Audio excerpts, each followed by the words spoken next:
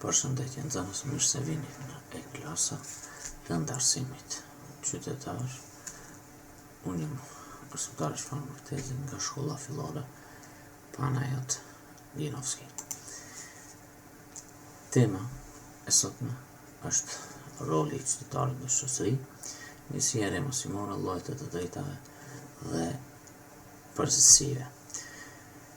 Qëllimet që dëshirojmë të arrijmë janë që nxënësit të dallojnë llojet e të drejtave të njeriut, që janë të drejtat qytetare, politike, ekonomike, sociale, kulturore, ekologjike, kolektive, solidare, zhvillimore. Tjetri qëllim është që të dallojë dhe analizojë lloje të ndryshme të drejtave të njeriut dhe përgjegjësitë në shoqëri. Broshurën mund ta merrni në web faqen e Biros për Zhvillimin e Arsimit, koncepti i ri për arsimin qytetar, dhe faqen tjetër e keni broshurën, aty mund të gjeni të gjitha temat për arsimin qytetar. Fillimisht ne do të përsërisim njohuritë paraprake zhvillimit të drejtave të njeriut. Ideja për të drejtat e njeriut zanafillën ka nga filozofët antik, të cilët konsideronin se njeriu për nga natyra është i barabartë, ndërsa robëria është një dykuri e panatyrshme dhe jo racionale. E drejta romake të gjithë njerëzit kanë aftësinë e të menduarit. John Locke, i cili ka qenë filozof anglez shekullin 17, teoria e tij është se ai konsideroi se ekzistojnë tre të drejta themelore të njeriut. E drejta e jetës, që secili ka të drejtë të jetojë pasi që të linjë; e drejta e lirisë, njeriu ka të drejtë të punojë atë që do, përderisa nuk e shkel të drejtën e parë të dikujt tjetër; dhe e drejta e pronës, secili ka të drejtë të posedojë atë që do ta krijojë ose do ta marrë si dhuratë, përderisa është në përputhje me dy të drejtat e para. Në shekullin 18, Shtetet e Bashkuara të Amerikës krijojnë Kartën e të drejtave, e cila sot është pjesë e Kushtetutës. Në Francë, Kuvendi Popullor do të sjellë deklaratën në vitin 1789 dhe aty qëndron se njerëzit lindin dhe mbeten të lirë dhe të barabartë në drejtat e tyre. Pastaj, pas luftës së dytë botërore, kemi Deklaratën Universale për të drejtat e njeriut, e cila do të bën 39 e miratuar nga OKB-ja në Paris më 10 dhjetor 1948, domethënë të gjithë të drejtat nuk blihen e as nuk trashëgohen, ju takojnë të gjithë njerëzve. Domethënë njerëzit kanë të drejtën e barabartë pa marrë parasysh gjinin, moshën, racën, gjuhën, kombin, pasurinë e kështu me radhë. Tekstin Deklaratën Universale është përpiluar nga Komisioni për të drejtat e njeriut, e cila ka qenë kryetare Eleanor Roosevelt, bashkëshortja e presidentit amerikan Franklin Roosevelt. Në vitin 1950 në Rom, Komisioni Evropian miraton faktikisht Konventën Evropiane për të drejtat e njeriut, e cila edhe shteti jonë do të nënshkruajë këtë konvent, secilit që i shkelet e drejta për rrezikot e drejta mund të i drejtohet gjykatës evropiane për të drejtat e njeriut që ndodhet në Strasburg. Ekzistojnë organizata ndërkombëtare që mirën me që ndjekin gjendjen për të drejtat e njeriut, se sa respektohen në vetët në botë. Njëra prej tyre është Human Rights Watch. Njësia e sotshme është llojet e të drejtave dhe përgjithësive, kështu që ju mund të merrni stilografat dhe fletorët e arsimit qytetar dhe të shënoni 3 slajdet në vim.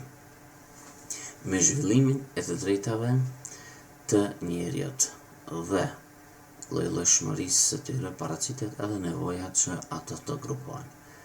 Të gjitha të drejtat e njeriut, pa dallim se do t'i ndajmë ose do t'i grupojnë, janë të ndërlidhura mes vete. Më e shpeshtë është ndarja sipas fushës me të cilën kanë të bëjnë, kështu që të drejtat grupohen në mënyrë vijuese. Gjenerata e parë, 2 e 3, e para të drejtat qytetare dhe politike, të drejtat sociale, ekonomike dhe kulturore, dhe e treta të drejtat kolektive, solidare dhe zhvillimore. Para kemi të drejtat qytetare dhe politike. Të drejtat qytetare dhe politike sigurojnë lirinë personale dhe përfshirjen e barabartë të secilit qytetar në jetën shoqërore dhe politike. Të drejtat qytetare mundsojnë qytetarëve integritet, jetë dhe siguri, si dhe mbrojtje nga diskriminimi në baza të ndryshme. Si për shembull, të drejtat themelore qytetare janë liria e të shprehurit, këtë fjali e shënoni, liria e të shprehurit,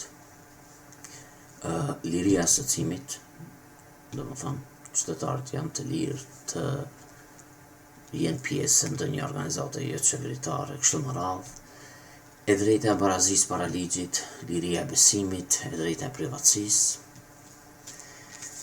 Tjetër, të drejtat politike kanë të bëjnë me të drejtën e vendimarrjes dhe pjesëmarrjes në jetën politike. E drejta themelore politike është e drejta e votimit, që do të thotë se cili qytetar kur moshën 18 vjeçare, ai fiton të drejtën e votimit dhe mund të kandidojë për një post shtetëror e kështu me radhë. E dyta gjenerat është të drejtat sociale, ekonomike dhe kulturore. Këto kanë të bëjnë me fushën e jetës dhe punës shoqërore dhe me nevojat themelore jetësore. Këto të drejta mbështeten në idenë e barazisë dhe çështjes së garantuar drejtë e pasuria, shërbime dhe mundësitë sociale dhe ekonomike.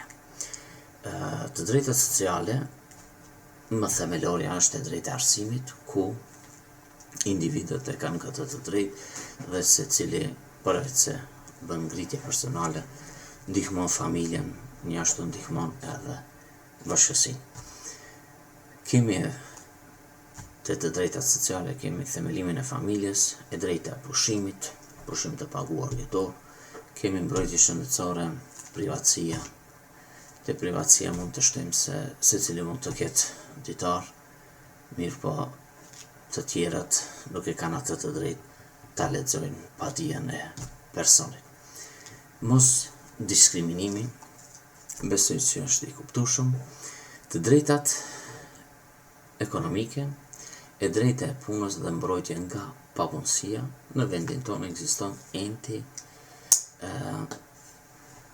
për punësim dhe aty individët mund të paraqiten për të kërkuar punë.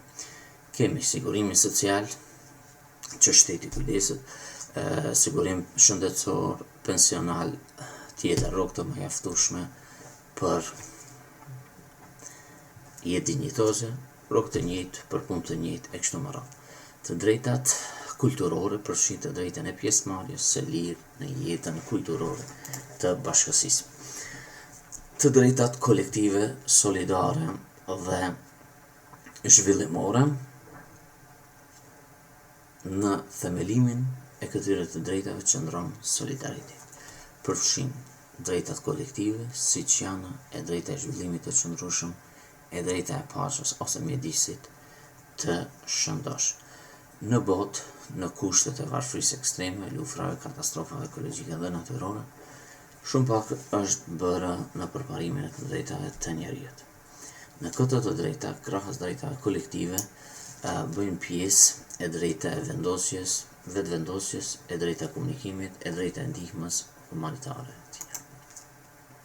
E drejta përgjithësi, lidhshmëria e lirive dhe të drejtave me përgjithësi dhe obligimet e njeriut dhe qytetarit paraqet kusht për ekzistimin e një shoqërie të përgjithshme demokratike. Secila bashkësi njerëzore përveç lirive dhe të drejtave të njeriut i përcakton edhe përgjithësinë. Kemi edhe disa shembuj se çfarë është e drejtë dhe çfarë është përgjithësi. Qytetari ka të drejtë të jetë kandidat dhe të zgjidhet përfaqësues në pushtet, mirë po, qytetari ka përgjegjësi pasi të zgjidhet që të mbrojë interesat dhe të drejtat e qytetarëve që e kanë zgjedhur ata. Qytetarët kanë të drejtën e lirisë së besimit, mirë po përgjegjësia e tyre është që ti respektojnë religione tjera dhe ata që nuk janë religios. Nxënësit kanë drejtën e arsimit, përgjithësi kanë të respektojnë shkollën dhe mësimdhënësit. Qytetarët kanë të drejtë të protestojnë duke mos penguar lëvizjen e lirë, ajo është përgjegjësia e tyre. Qytetarët kanë drejtën e mbrojtjes shëndetësore, përgjithësi kanë që të ruajnë shëndetin e tyre. Qytetarët kanë të drejtën të jetojnë në mjedis të shëndosh, jetësor, mirë po përgjegjësia e tyre është që të ruajnë mjedisin. Tjetër, kemi një quiz të shkurtër. Pyetja e parë është gjatë zgjedhjeve në Republikën e Maqedonisë së Veriut. Pyetjet janë në vijim. Në A. Të gjithë qytetarët u lejo të votojnë. B. Nëse votuesi është punëdhënës, lejon 2 vota për çdo person. Në C. Të gjithë qytetarët të cilët kanë moshën mbi 18 vjet kanë të drejtë vote. Përgjigjet i shënoni në fletore që tani. Pyetja e dytë në të drejtat për jetesë. Në A. Qytetari mund të kufizohet liria pa vendim gjyqësor. B. Jeta e njeriu është e paprekshme. Pyetja e tretë, e drejta për shkollim bën pjesë në të drejtat solidare, në të drejtat sociale dhe në të drejtat kulturore. Pyetja e katër. Asnjë njeri në rrezullin toksor nuk guxon të jetë pa shtetësi. Po ose jo, ju do të jepni përgjigje aty. Pyetja tjera që do të përgjigjeni tani në fletoret e juaja është: çfarë mësove për veten derisa punoni në temën e sotme? Dhe pyetja tjetër: çfarë qëllimesh do t'i caktoj vetes për në të ardhmen? Pasi që ti keni shënu këta 2 përgjigjet, ju bashkërisht do të shohim se çfarë kemi mësuar sot. Llojet e të drejtave janë ndarë në 3 gjenerata. Të drejtat qytetare dhe politike, e para gjenerat, e dyta të drejtat sociale, ekonomike dhe kulturore, dhe gjenerata e tretë të drejta kolektive, solidare dhe zhvillimore.